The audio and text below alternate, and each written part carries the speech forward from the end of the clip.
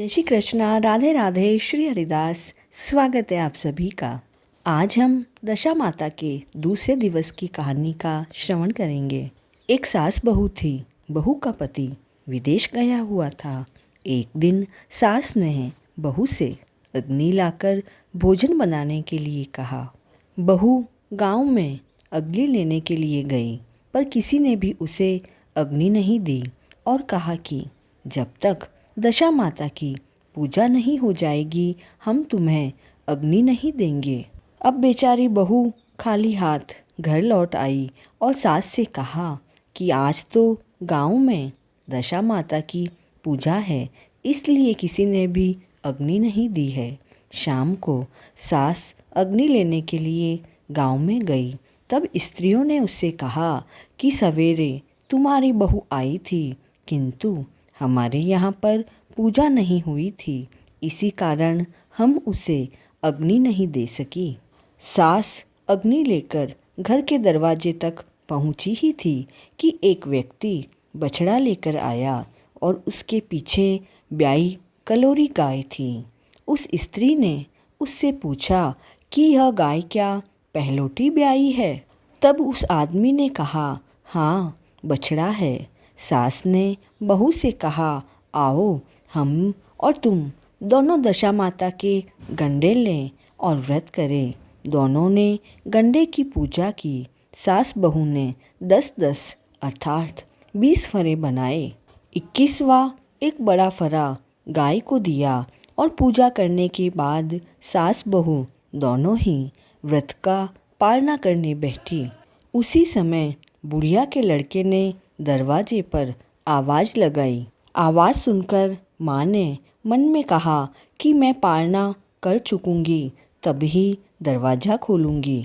दूसरी तरफ बहू पति को जल्दी से देखने की इच्छा से अपनी थाली का अन्न इधर उधर करके और पानी पी के उठकर खड़ी हो गई और जाकर दरवाज़ा खोला। तब उसके पति ने आते ही पूछा कि माँ कहाँ है? तब उसकी पत्नी ने कहा कि माँ तो अभी पालना कर रही है। तब पति बोला कि मैं तेरे हाथ का जल नहीं पीऊँगा, क्योंकि मैं तो 12 वर्षों से आया हूँ। इतने दिनों न जाने तू कैसे रही। जब मेरी माँ आएगी तभी मैं उसके हाथ का जल पीऊँगा। दूसरी तरफ माता पालना कर अपनी थाली धोकर पी चुकी थी। तब लड़के के पास गई। माता ने थाली परोसी। बेटा भोजन करने बैठा। बेटे ने हाथ में पहला ग्रास लिया कि फरों के टुकड़े जो बहू ने थाली में से फेंके थे वह उचक उचक कर उसके सामने आने लगे। उसने माँ से पूछा कि यह सब क्या है? तो माँ बोली कि मैं क्या जानूँ, तुम्हारी बहू ही जाने। यह सुनते ही लड़का तो आग बबूला हो गया और वह बोला, ऐसी बहू मेरे किस काम की जिसके चरित्र की तुम साक्षी नहीं हो। इसको तो अभी के अभी घर से बाहर करो। अगर वह घर में रहेगी तो मैं घर में नहीं रहूँगा। माँ ने बेटे को हर तरह से समझाया, परंतु उसने एक भी नहीं मानी। उसने यही कहा कि उसे घर से निकालोगे तभी मैं घर पर रहूँगा। माँ ने सोचा, बहू को थोड़ी देर के लिए बाहर कर देती हूँ, इतने में ही लड़के का गुस्सा शांत हो जाएगा। तब उसने बहू से कहा कि देहरी के बाहर जाकर उसारे के नीचे खड़ी हो जाओ। वह वहाँ से हटकर कचरे पर जाकर खड़ी हो गई। तब कचरा बोला, इतना भार सारे कूड़े का नहीं है जितना कि तेरा है। चल हट, यहाँ से खड़ी हो। इसी तरह वह जहाँ जहाँ जाती वहीं से हटाई जाती। अब वह बेचारी अत्यंत ही दुखी होकर जंगल में चली गई। जंगल में भूखी प्यासी फिरती रही। वह एक अंधे कुएं में गिर पड़ी। अब वह गिरी तो सही, किंतु उसे चोट नहीं आई और वह तो नीचे जाकर बैठ गई। उसी समय राजा नल शिकार खेलते खेलते वहाँ आ गए। उनके साथ सारे लोग बिछुड़ गए थे। वे सभी प्यास के मारे भटकते हुए उसी कुएं पर आए जिसमें वह बहू गिरी हुई थी। राजा नल के भाई ने कुएं में लोटा डाला तो बहू ने उस लोटे को पकड़ लिया। तब भाई ने कहा कि इस कुएं में तो किसी ने लोटे को पकड़ के रखा है। तब राजा ने कुएं के पास जाकर कहा कि भाई, यदि तू पुरुष है तो मेरे धर्म का भाई है, और यदि स्त्री है तो मेरी धर्म की बहन है। तुम जो कोई भी अंदर हो बोलो, हम तुम्हें ऊपर निकालेंगे। तब स्त्री ने आवाज़ दी। राजा ने उसे कुएं से बाहर निकलवा कर हाथी पर बिठाकर अपनी राजधानी ले आए।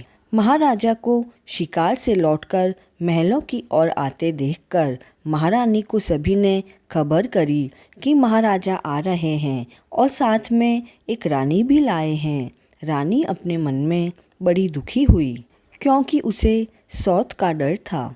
इधर महाराजा सामने आ पहुँचे। तब रानी ने हाथ जोड़कर पूछा, महाराज, मुझसे ऐसी भला क्या भूल हुई जो आप मेरे रहते दूसरा विवाह करके आए हो।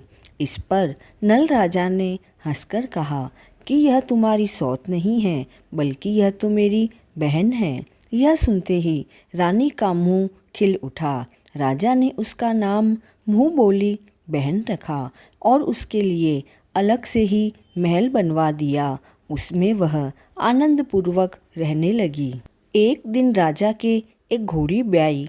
तब मुँह बोली बहन ने अपनी दासियों से पूछा कि घोड़ी पहलोटी ब्याई है या दूसरी अथवा तीसरी बार। तब उन्होंने जवाब दिया कि ब्याई तो पहली ही है। तब उसने रानी से कहा, आओ भाभी, हम तुम दोनों दशा माता के डोरे लें। तब रानी ने पूछा कि किसके डोरे और कैसे डोरे, मुझे बताओ। तब वह बोली कि दशा माता के व्रत का यह नियम है कि पहले जब गाय या घोड़ी या स्त्री का प्रसव सुने तब डोरा लेकर व्रत को आरंभ करे। 9 व्रत करने के बाद 10वें दिन उस डोरे का पूजन करके उसका विसर्जन करे। इसी के साथ ही उसने उसको पालने के नियम बताए। तब रानी बोली, ननद रानी, यह कैसा व्रत है। ननद बोली, भाभी, मुझे चाहे जो कह लो, किंतु व्रत के संबंध में कुछ मत कहो। मैं इसी व्रत के कारण ही मारी मारी फिरती हुई तुम्हारे देशों में आई हूँ। ऐसा कहते हुए उसने श्रद्धापूर्वक डोरा लिया। 9 दिन तक 9 व्रत किए, 9 कथाएं कही। 10वें दिन विधिवत पूजन किया, गोला और फरा बनाए और शाम को पारना करने बैठी। उसी समय उसके पति को कुछ अनायास ही प्रेरणा हुई और वह अपनी माँ से आज्ञा लेकर घर से रवाना हुआ और घूमता फिरता राजा नल की राजधानी में अपनी पत्नी का पता लगाने लगा। एक कुएं पर उसने औरतों को बातें करते सुना। एक बोली कि राजा हाल में ही मुँह बोली बहन लाए हैं, वह तो अत्यंत ही सुंदर है। आजकल उसी का किया हुआ सारा कार्य होता है। तब दूसरी बोली कि वह जैसी सुंदर है वैसी ही धर्मात्मा भी है। जो भी उसके दरवाजे पर जाता है सादर इच्छा भर भिक्षा पाता है। तीसरी बोली कि वह जैसी धर्मात्मा है वैसी ही सदाचारिणी भी है। चौथी बोली वह सदाचारिणी है वैसी ही सर्वप्रिया भी है। भीतर बाहर से सभी लोग उससे बड़े खुश रहते हैं। तब 5वीं स्त्री बोली कि यह तो सब है, परंतु अब तक पता नहीं चला कि वह आखिर कौन है। स्त्रियों की बातें सुनकर वह साधु का वेश बनाकर राजा नल की मुँह बोली बहन के महल के द्वार पर जा पहुंचा और आवाज़ लगाई तो प्रबंधनकर्ता उसे भिक्षा देने लगे। तब उस साधु ने भिक्षा लेने से इनकार किया और कहा कि जब भिक्षा देने वाली खुद आकर भिक्षा देगी तभी मैं भिक्षा ग्रहण करूँगा। तब लोगों ने उससे कहा कि इस समय वह दशा माता का व्रत करके पालना कर रही है, तब तक तुम यहीं ठहरो। तो साधु वेश में उसका पति वहीं चुपचाप बैठ गया। पालना कर लेने के बाद वह मुट्ठी में मोती भरकर आई, परंतु पति को पहचान कर मुस्कुराती हुई वापस लौट गई और दोनों ने एक दूसरे को पहचान लिया था।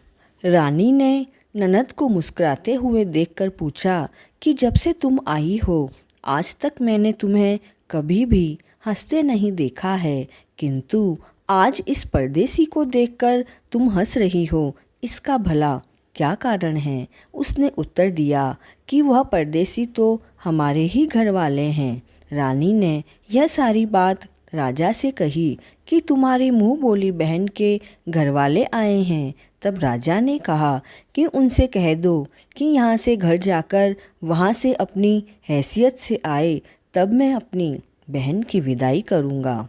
वह वापस चला गया और घर जाकर माँ से कहा, तुम्हारी बहू राजा नल के यहाँ उसकी बहन होकर रहती है, नियम और धर्म से दिन व्यतीत करती है।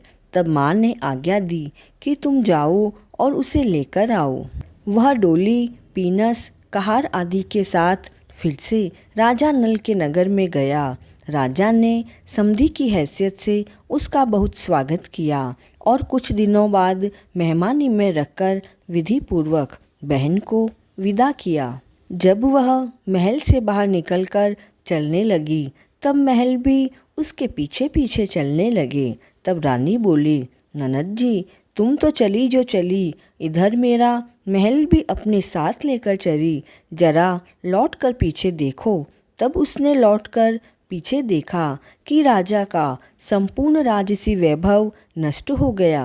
वह स्त्री तो अपने पति के साथ जाकर आनंद पूर्वक रहने लगी, परंतु राजा नल का यहाँ पर यह हाल हो गया कि वे राजा रानी दोनों कमली कथरी ओढ़कर फिरने लगे। तब राजा नल बोले, रानी जहाँ पर राज किया वहाँ पर इस दशा में हम भला कैसे रहें, इसलिए यहाँ से जाना ही उचित होगा। रानी पतिव्रता थी। राजा रानी दोनों महल से निकलकर चल दिए। चलते चलते एक गांव के पास पहुँचे। वहाँ पर बेर के वृक्षों में अच्छे अच्छे बेर लगे थे। राजा रानी दोनों ही भूखे थे। वे बेर बीनने लगे, परंतु बेर तो लोहे के हो जा रहे थे। इसी तरह से राजा रानी जिस वस्तु को छूते वही कंकड़ और पत्थर बन जाती। फिर राजा रानी आगे बढ़े।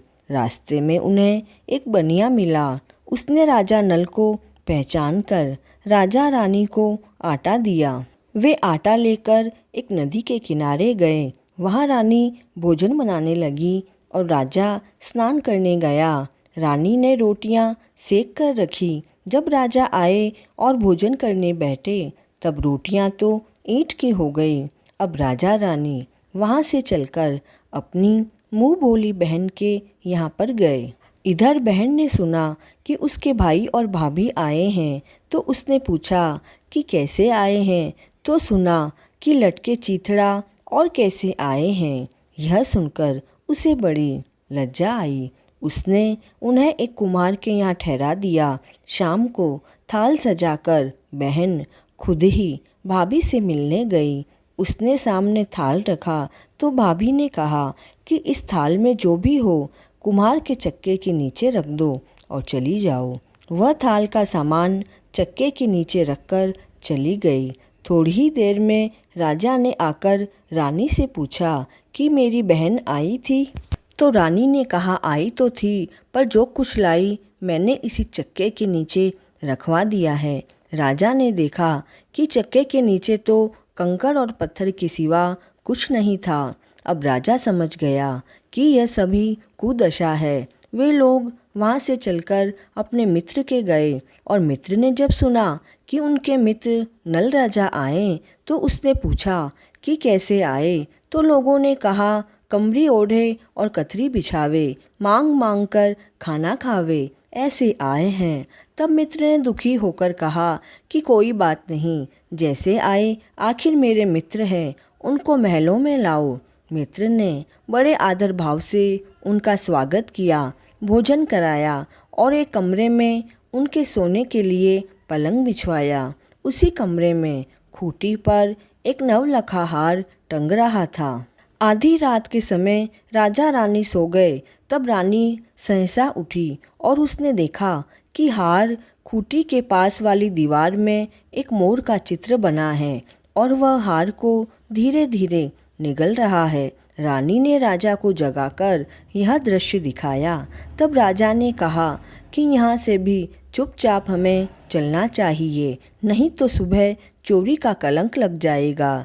तब मित्र को भला क्या मुंह दिखाएंगे। राजा रानी दोनों ही रात को उठकर चले गए और एक अन्य राजा की राजधानी में पहुँचे।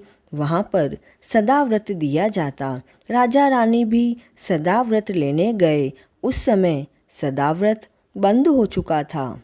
वहाँ के अधिकारियों ने कहा कि वह लोग न जाने कहाँ से अभागे आए हैं, मुट्ठी मुट्ठी चने दे दो। इस तरह अनादर और कुवाची सहित दाना लेना अस्वीकार करते हुए राजा रानी बोले कि अगर ऐसी कंजूसी है तो सदाव्रत देने का नाम क्यों करते हो। इस पर दानाध्यक्ष ने कहा कि राजा को कंजूस कहते हो, इनको तो हवालात में बंद कर दो। इस तरह राजा रानी दोनों को एक कोठरी में बंद कर दिया और जिस कोठरी में राजा रानी कैद थे उसी के सामने से एक आम रास्ता था। एक मेहतरानी राजा की घुड़साल को पार कर उसी रास्ते से निकला करती थी। एक दिन वह बहुत देरी से निकली। तब रानी ने उससे पूछा कि आज तुम इतनी देर से कैसे आई। तब वह बोली कि आज तो राजा के घोड़ी ब्याई है। रानी ने पूछा कि क्या बछेरा हुआ है या बछड़ी हुई है। तो उसने जवाब दिया कि बछेरा हुआ और अच्छी साइत में हुआ। तब रानी ने राजा से कहा कि एक बार मैंने तुम्हारी मुँह बोली बहन के डोरे का अनादर किया, उसी से हमारी दशा बदल गई, इसलिए आज मैं दशा माता का डोरा लेती हूँ। तब राजा ने कहा कि यहाँ पर पूजा की सामग्री कहाँ से आएगी। तब रानी ने कहा कि वही दशा रानी सारी व्यवस्था करेगी। तब 9 तार राजा की पाक के वह 1 तार अपने आंचल का लेकर रानी ने डोरा बनाया और उसी समय व्रत के लिए निश्चय किया। थोड़ी ही देर में राजा खुद घोड़ी का बछेरा देखने के लिए उसी रास्ते से निकला। राजा ने नल राजा और दमयंती रानी को कोठरी में बंद देखकर पूछा कि ये लोग कौन हैं और किस अपराध के कारण बंद हैं। तब पहरेदारों ने कहा कि ये लोग भिक्षा लेने आए थे, आपको गालियां देते, इसी कारण इनको कैद कर दिया। राजा ने कहा कि यह तो इनका कोई अपराध नहीं है, इन्हें संतुष्ट करना चाहिए, इन्हें अभी कैद से बाहर निकाल दो। राजा की आज्ञा से उसी समय नल और दमयंती रानी दोनों को कोठरी से बाहर निकाला। राजा ने उनके पाँव में पद्म और माथे में चंद्रमा का चिन्ह देखकर पहचान लिया कि ये राजा नल और दमयंती रानी हैं। तब उसने विनीत भाव से क्षमा प्रार्थना की और उन्हें हाथी पर बिठाकर अपने महल ले गया। कुछ दिनों बाद राजा नल पूरे साज धज से अपनी राजधानी की ओर चले। पहले वे अपने मित्र के यहाँ गए। मित्र ने राजा नल के आने की खबर सुनकर पूछा कि मित्र आए तो कैसे आए। लोगों ने कहा कि अब की बार तो वह बड़े ठाट बाट से आए हैं। मित्र ने कहा अच्छी बात है, आने दो, आखिर मित्र है। राजा रानी दोनों मित्र के महलों में गए। उन्होंने उनका स्वागत करके उसी स्थान में फिर से उनका डेरा दिया जहाँ वे पहले ठहरे थे। आधी रात के समय राजा सो रहे थे और रानी पैर दबा रही थी। तब उसने देखा कि मोर का चित्र जो हार निगल गया था अब उसे वापस उगल रहा है। रानी ने राजा को जगाकर दिखाया। राजा ने भी अपने मित्र को बुलाकर वह दृश्य दिखाया। तब मित्र बोला कि मैंने न तो तुम्हें तब चोरी दी और न ही अब लगाता हूँ, यह सभी कुदशा का कारण था। आप निश्चय रखें, मेरे मन में आपके लिए कोई मैल नहीं है। मित्र के यहाँ से चलकर राजा मुँह बोली बहन के यहाँ गए। जब उसने सुना कि राजा भैया आए हैं तब पूछा कि कैसे आए। लोगों ने कहा कि जैसे राजाओं को आना चाहिए वैसे आए। उसने कहा कि उन्हें मेरे महलों में लाओ। तब राजा नल का हाथी बहन के महल की ओर बढ़ा। तब रानी बोली कि आप बहन के घर जाएं, मैं तो उसी कुमार के घर जाकर ठहरूंगी जिसके यहाँ पहले ठहरी थी। तब राजा ने कहा कि जिसके कारण इतने दुख उठाए तुम उसी से फिर से झगड़ा मोल ले रही हो। किंतु रानी नहीं मानी, वह तो कुमार के यहाँ ठहरी। राजा बहन के घर गए। शाम को ननद भाभी के लिए थाल लगाकर लाई और भाभी के सामने रखा। तब भाभी ने सोने चांदी के गहने उतार कर रखने लगी और कहने लगी, खाओ रे मेरे सोने रुपये के गहने खाओ, हम नंगे भूखे क्या खाएंगे। यह देखकर ननद बोली, मुझसे तो जो कुछ हो सका तब पहले भी लाई थी और वह अभी भी लाई हूँ। और सचमुच कुम्हार का चक्का उठाकर देखा तो उसके नीचे मणिमाणिकों का ढेर लगा था। रानी देखकर आश्चर्यचकित रह गई। वह बोली, ननद तुम्हारा कोई दोष नहीं है, यह सब मेरी कुदशा के कारण था। रानी ने ननद का लाया हुआ सारा सामान और कुछ अपनी तरफ से भी ननद को दिया, परंतु पूजा का न्योता नहीं दिया। वहाँ से चले, नदी के तट पर पहुँचे तो वहीं पड़ाव पड़ा। राजा का रसोड़ा चिताया गया। जब भोजन तैयार हो गया तो राजा भोजन करने बैठे। उस समय वे रोटियां जो ईंट की हो गई थी फिर से वे गेहूं की हो गई। तब राजा ने पूछा कि यह सारा क्या कौतुक है। रानी बोली कि ये वही रोटियां हैं जो उस दिन अपने काम नहीं आई। मैं यदि आपसे कहती कि रोटियां ईंट की हो गई तो आप नहीं मानते। अब वहाँ से सेना सहित राजा रानी आगे बढ़े। जब राजा नल की फौज अपनी राजधानी के पास पहुंची तब सभी ने अपने राजा को पहचान कर बड़े खुश हुए। वे उन्हें महलों में लेकर गए। राजा रानी ने महलों में प्रवेश करके तुरंत ही दशा माता की पूजा का प्रबंध किया और सौभाग्यवती स्त्रियों को आमंत्रित किया। भोग के लिए सभी तरह के पकवान बनाए गए। आटे की बटी हुई 10 बत्तियाँ, 10 गुड़ या शक्कर की गुंजिया और 10-10 बत्तियाँ, 10 गुड़ या शक्कर की गुंजिया, 10-10 अठवाइयाँ सुहागिनों के आंचल में डाली गई। सुहागिनों का श्रृंगार आदि करके दशा माता की पूजा आरंभ हुई। कलश स्थापित होकर दीपक लगाया गया, किंतु बत्ती तो जली ही नहीं।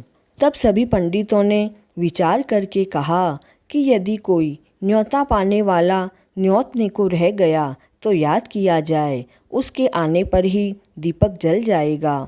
रानी ने कहा कि मैंने तो सभी को न्योता दिलवा दिया है, सिर्फ मुँह बोली बहन को न्योता नहीं दिया।